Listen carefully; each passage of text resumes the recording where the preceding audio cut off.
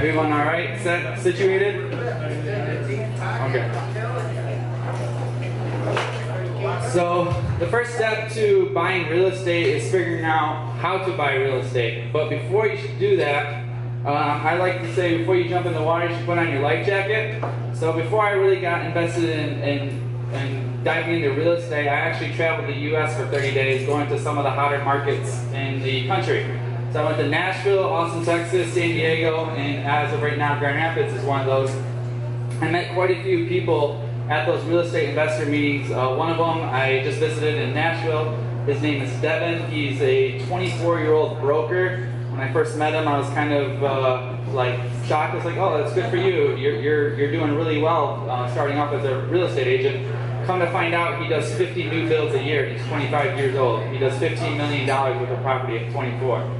The second thing you should do is educate yourself. If this is your first time, there's a bunch of free resources that you can go to. For example, biggerpockets.com is probably one of the best real estate investment places to check out. Some other people to look at, there's a guy named Kevin Butt and Michael Quarles. They also have their own podcast. There's a lot of good information. These are professional real estate investors that have been doing it for years. As far as free education, just simply going to the library, and if you haven't read Rich Dad Poor Dad yet, I highly recommend doing so. In addition to that, Cash Flow Quadrant is a really good book as well. It's also by Robert Kiyosaki. The first business book I ever read that I thought was important was called The Automatic Millionaire by David Bach. He talks about how to set up your life so that all your debts are paid automatically and all your investments are paid automatically so you don't ever touch the money. And the other thing is just networking. So you being here is a very good first step. In Lansing, there's a thing called as the Drinking Lunch. That's also a good networking place. The Grand River Connection I go to, I think it's the last Tuesday of every month. The RPOA of Mid-Michigan is a bunch of rental property owners of Mid-Michigan. They hold a conference at the end, or I think it's the February, it's like the last weekend of February, I think, in Grand Rapids. But just simply going to box stores, meeting contractors, and even offering to work for them is a really good educational source. So now that you got educated on how to invest in real estate, now how do you actually buy a house? So there's quite a few different ways. One, bandit signs. You can post those up on the telephone signs or in yards. I used to do the telephone signs, so I got calls from the city and threatening to charge me for putting them on telephone signs, so now I just post them in yards that I'm working on. There's auction websites, hubzoo.com, auction.com, realtybid.com.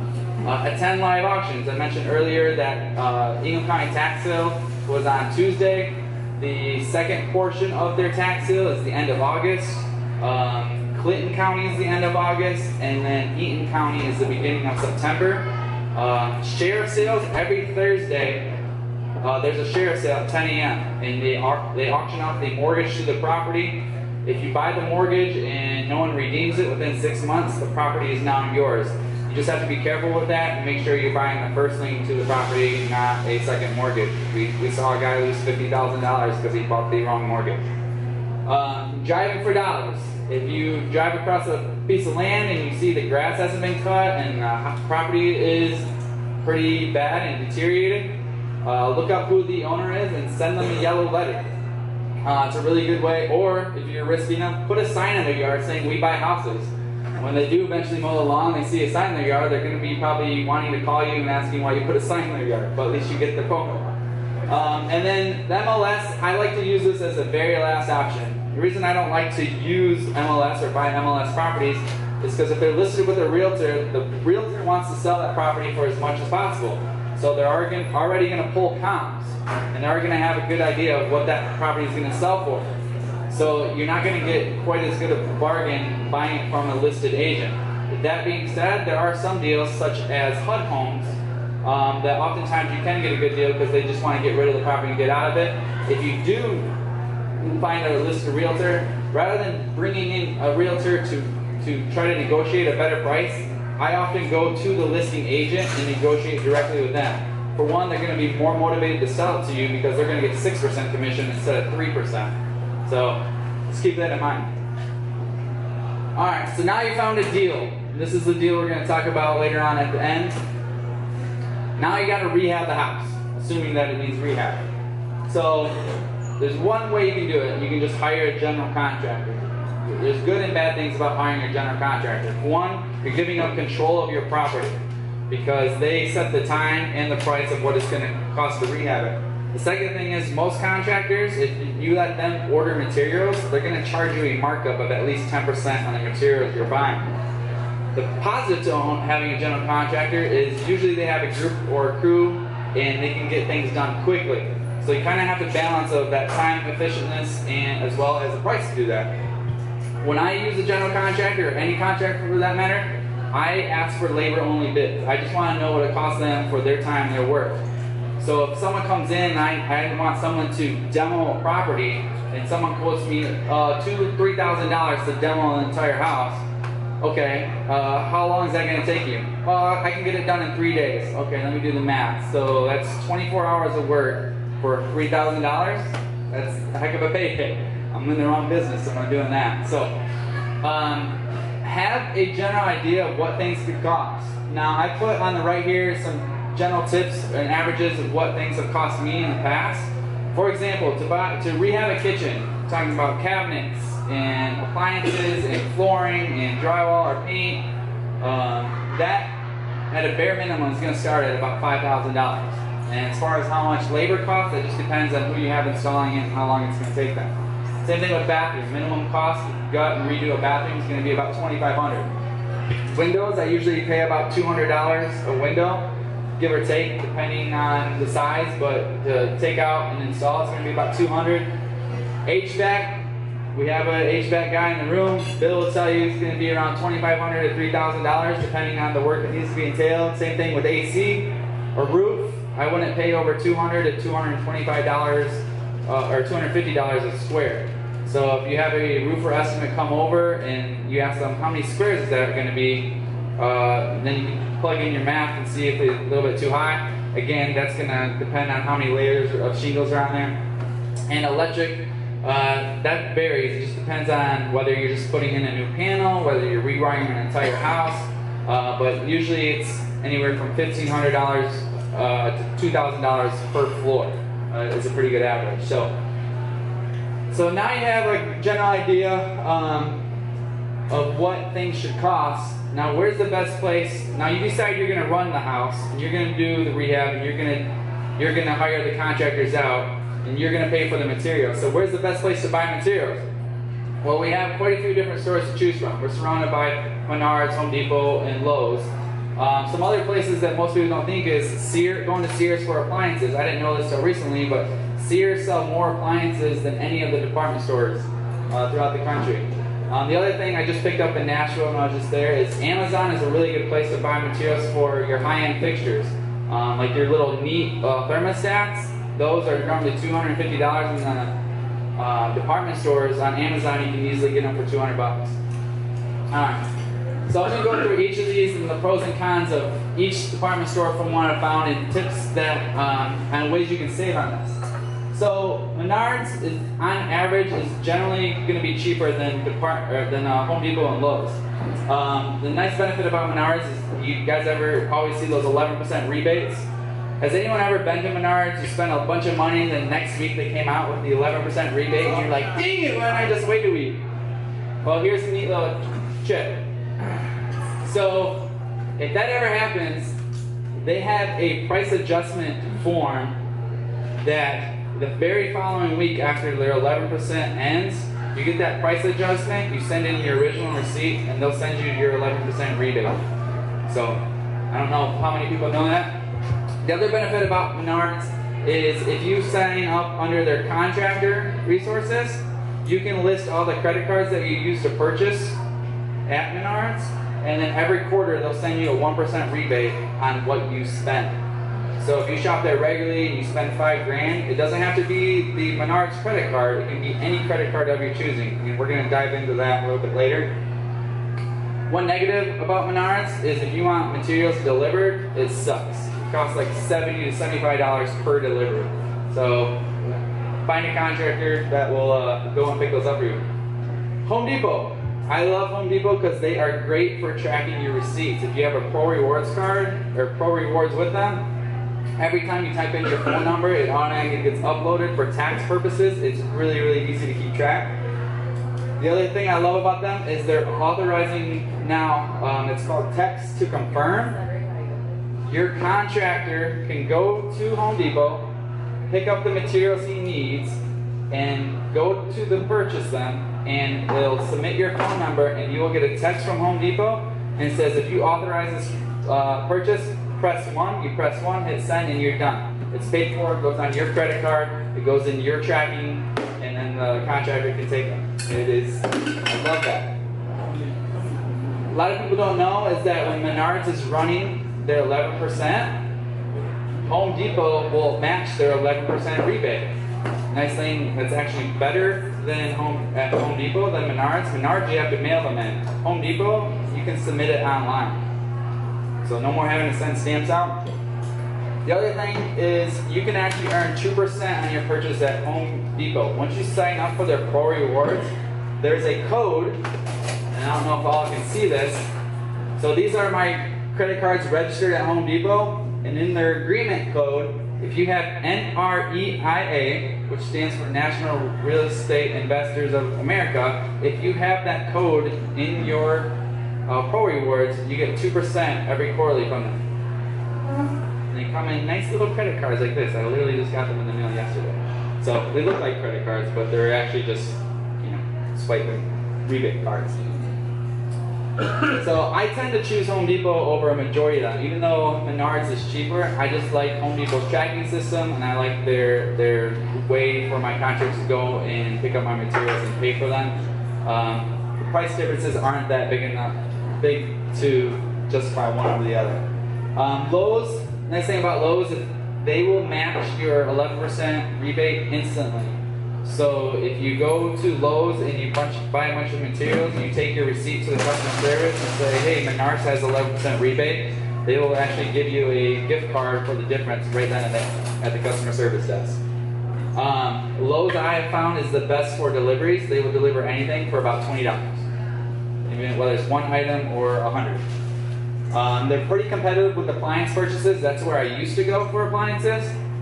And they also have a discount with their credit card. But lately, the best place I found to purchase appliances is actually Sears. And I'll explain why in a little bit. But usually around holidays, Black Friday is my favorite time to buy appliances. But 4th of July was actually a really good time. I had to buy 4 new appliances in order to sell my duplex. It was a refrigerator, dishwasher, stove, and the over-the-range hood. Ended up costing me about $1,300. Sears gives you an instant 1%, so I don't know, it's like $13 of cash back that I got. But when they got delivered, I noticed that the stove had a little tiny dent on the side that was about 3 inches long. And the delivery guy had me call customer service. He was there, and I talked to the lady, and it's like she had me measure it for some reason. She goes, well, okay, well, we can offer you $250,000 in Sears points, Sears rewards. I was like, well, what does that equate to? She's like, it's $250. I was like, okay, all right, I'll take $250 for a 3-inch dent. So, and the last thing I learned, I haven't done this a whole lot yet, but this is what I learned in Nashville, is that Amazon Prime, you can get everything in 2 days, but they have some extremely competitive pricing on all of your high-end features. So I would highly look at them. So now that you figured out what materials you need, where you're going to go to get them, now you got to pay for them. What's the best way to pay for materials? Cash, in my opinion, is the absolutely worst way to pay for materials. Here's why. Cash, you don't get any instant rebates other than what the store has to offer. And credit cards, oftentimes, you will get cash back or travel incentives or other variety of ways to promote using their credit card. You could also do a line of credit, which is low interest. You could do a hard money lender, but I would only use hard money lenders to buy property. My favorite credit card right now to use is actually Discover. The reason why is from May, June, and July, they offer a 5% cash back to shop at any department stores. So if I'm going to Home Depot, I'm going to get an 11% match from Menards. I'm going to get my 2% from National Real Estate Investors of America. And by using my Discover credit card, I'm going to get an additional 5% back. So right there is 11 plus 5 plus 2 is 18% cash back to me for shopping at Home Depot and using a Discover credit card. My other favorite credit card is Southwest. And I use this as both a personal and a business credit card. So a few times a year, Southwest through Chase offers a 50% or 50,000 bonus point sign up to join their credit card. Now if you get a personal and a business credit card, you get 50,000 on each. Now the requirement is that you have to spend $3,000 within 90 days in order to reach those bonuses. But we as real estate investors know it's not really hard to spend $3,000 on a credit card, especially when rehabbing a house. So if you do both of these within 90 days, you receive 100,000 bonus points. Well, Southwest has a rule that if you reach 110,000 bonus points with the company, you get what is called a companion pass. The companion pass means at any point in time you fly with Southwest, you get to bring someone with you for free. The companion pass is also good for 2 years. So if you time this correctly and spend these credit card bonuses at the beginning of a year, say January of 2018, you get to fly Southwest all 2018, bring your significant other with you, and fly all 2019 and bring your significant other with you. A lot of people ask me why I travel so much, because it doesn't cost me anything, because I have 110,000 Southwest points. The other reason I like Southwest, we are in Michigan. There is a Southwest in Detroit, there's a Southwest in Grand Rapids, and there's a Southwest in Flint. As far as I'm concerned, it's one of the best airlines to fly on. In addition to that, you can do Marriott Hotel. They have 100,000 bonus points to sign up. SVG's 30, Chase is 100,000. The other good thing about business credit cards is that some of them don't show up on your personal credit. So you can get business lines of credit and they don't show up. If you want to learn more about this, go to thepointsguy.com and follow him. That's where I got all my tips from. So just to give you an example, go to Home Depot. I have to do 10,000 in repairs. Get the 11% match in rebates. That's 1,100. 2% quarterly. That's 200. 5% Discover card. Go to Sears. Spend 1,500 in appliances. 15 back on that. 75 on Discover. Total savings of $1,890 just from using a credit card. If you pay for cash, you're not going to be getting all of that. All right. So, after you buy your appliances, there's other ways to get rebates. Lansing Board Water and Light, for example, will offer rebates on indoor light fixtures, high efficiency furnaces if you use a certain contractor, as well as Energy Star dehumidifiers, dishwashers, clothes washers, quite a few options in there. You can go onto lansingboardwaterlight.com/energy savers and they have a list. You just print out the form, and when you buy appliances or any fixtures really, you just send that in with a copy of the receipt and they'll send you a rebate. Same thing with consumers. They don't have as many, but if you buy like a neat enabled thermostat, you can get $50 back. Yep. I was going to go that I just recently did a trip with Board Water and Light, and you don't necessarily have to go through their contractors, because I didn't know that, so when I called them, they can send you a separate form that lets you, as long as you're a licensed contractor, like you can do that with their information and build it. That's good to know. I just paid $3,000 for the furnace. I'm going to do that. Alright, so here's a real example of the current flip that we just finished. This is at 2104 Clifton Avenue. We purchased this house for $21,000. It's sat on the market for 3 months and no one wanted to touch it. I think the reason no one wanted to touch it is because there is a blue tarp covering the entire roof and the back. So I think that freaked out quite a bit of people. So that's what the kitchen looked like then. This is what it looks like now. That's what the living room looked like. Underneath it was these nice pretty hardwood floors. That's what the furnace looked like.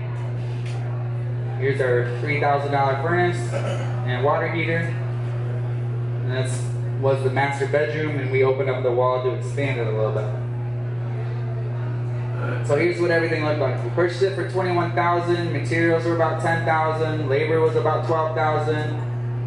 Miscellaneous is about $1,000, and closing costs are going to be approximately $8,500.